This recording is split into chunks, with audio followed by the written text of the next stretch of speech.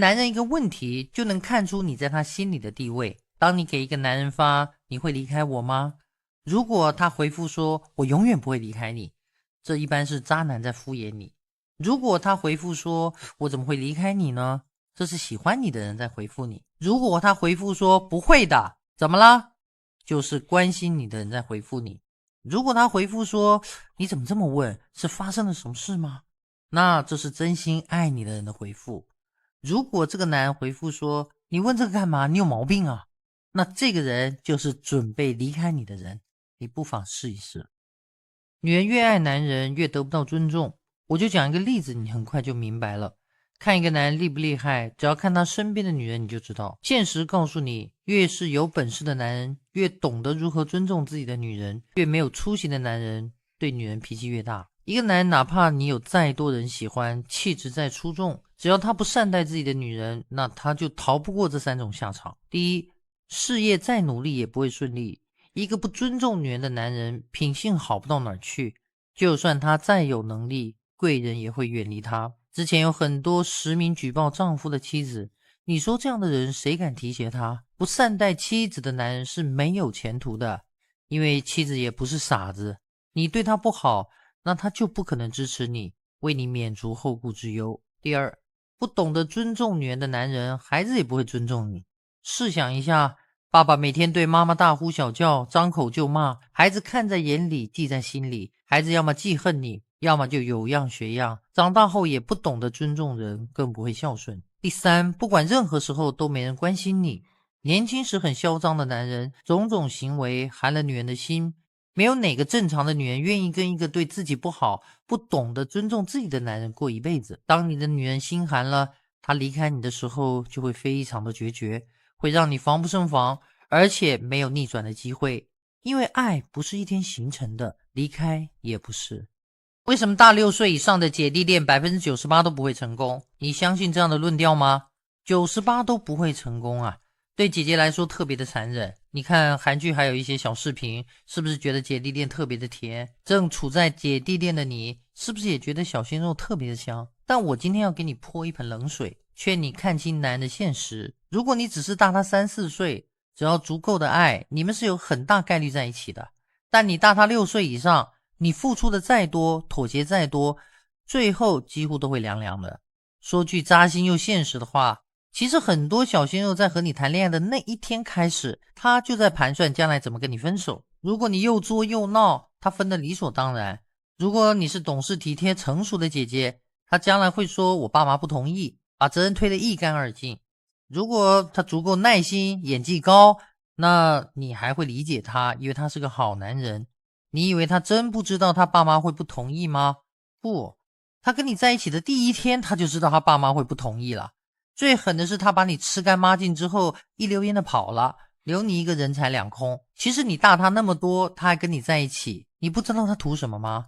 有些男人胃口是很大的啊，不都是为了一己之私吗？我不否认有非常甜蜜，最终也能够修成正果的姐弟恋，但这些姐弟恋有什么特点呢？综合我身边的情况来看，这些男女首先是非常非常相爱的，尤其是男人对女人的爱浓度是非常非常的高，高到愿意为你抵抗父母，高到不在乎周围人的看法。其次，你的经济状况要比男人好得多，事业有成，经济上、事业上、人脉上可以帮到这个年轻的男人。还有很关键的一点，你年纪大，但你看起来不能老，你的外形、你的视觉年龄看上去必须比较年轻，你和弟弟站在一起看不出有太大的年龄差。最后还有一点是特别重要的，你必须是一个看得懂、看得透男女关系的姐姐，你的格局要足够大，心理要足够强，没有奢望这个男人必须陪你到老的念头。讲到这里，如果你正在经历姐弟恋，满足以上最基本的条件，你又以最低的期望值去和小鲜肉相处，不纠结是否进入实际的婚姻，没有爱情至上的思维，那我还是会对你报以最真诚的祝福的。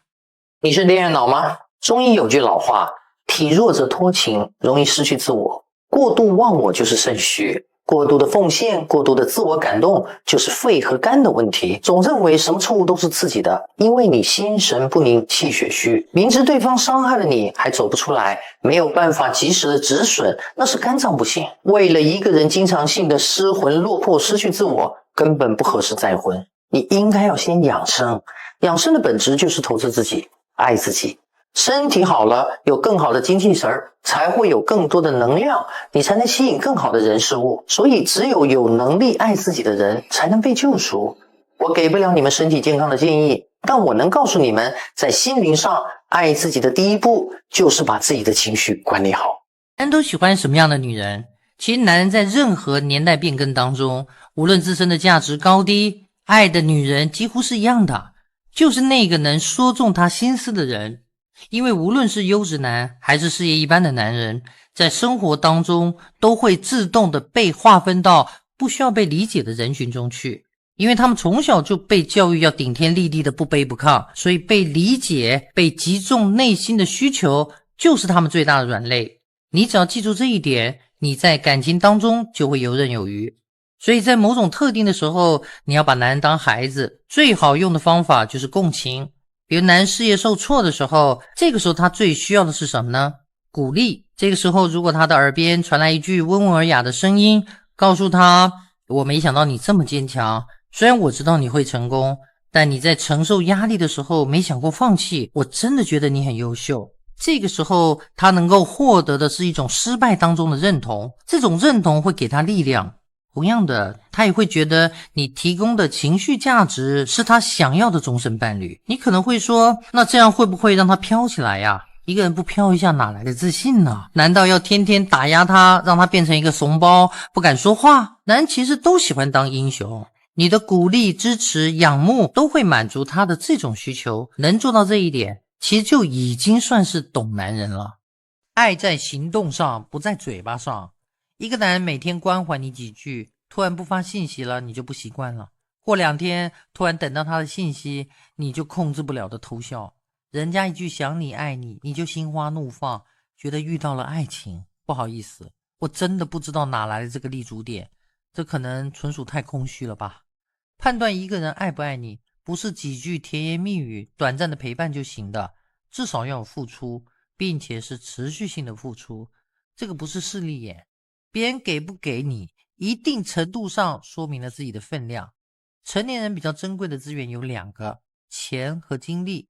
男人愿意付出资源是非常想要得到的，他的愿意持续的付出才是爱，即使受限于现实，但肯定也是尽自己的所能。未来的规划里也一定有彼此。穷不是不用心的理由，换句话，已经穷了还不肯花心思，还不去为了未来努力，这是很不负责任的。除了愿意付出，大部分就属于白嫖的心理，能不花代价的得到最好，而不能得到的也不是很稀罕，尤其在婚姻婚外情当中更是如此。很多来咨询我的女性都把男性的婚外情中的欲望和占便宜当成爱情，在男人的心里很多都是看菜下碟的。女人分3、6、9等，要付出多少成本心里门清。有的女人值名牌包，有的女人就值路边摊。如果超过心中估量的这个价值，那就是不值得，她也不会付出。在男人的心里值多少，体现在各个细节上，是可以量化的评判标准，就是他们付出的资源。没有价值时提什么要求，他都觉得你作，对你付出他觉得没必要，能不费心就不费心，反正动动嘴皮子就可以了。上不上心真的是看你值不值得。女人一定要清楚地了解自己的价值和优势，不要一味的付出不求回报，让自己变得廉价。任何人对于自己付出越多的人和事都会珍惜的，相反，对于轻而易举得到的总是理所当然，最后一点都不会珍惜。